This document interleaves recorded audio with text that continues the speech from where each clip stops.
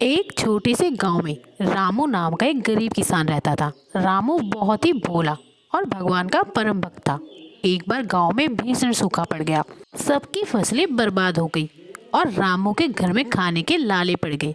उसकी पत्नी बीमार हो गई और अब दवा के लिए पैसे तक भी नहीं थे। अब हताश होकर रामू ने भगवान के सामने रोते हुए कहा, हे प्रभु, मैं नहीं जानता कि आप कैसे करेंगे, लेकिन मुझे अपनी पत्नी को बचाने के लिए 500 रुपए की सख्त जरूरत है।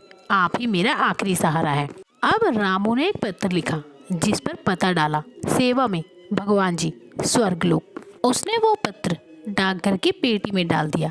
जब पोस्टमास्टर ने वो पत्र देखा तो पहले तो वो हंसा, लेकिन फिर रामू की मासूमियत और भगवान पर अटूट विश्वास देखकर उनकी आंखें भर आई। उसने तय किया कि वो रामू का विश्वास टूटने नहीं देगा।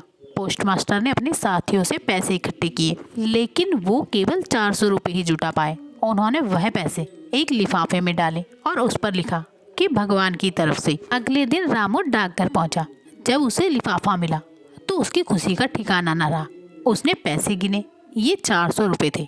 रामू ने तुरंत हाथ जोड़े और आसमान की तरफ देखकर मुस्कुराते हुए कहा, धन्यवाद प्रभु, मुझे पता था आप मेरी मदद जरूर करेंगे।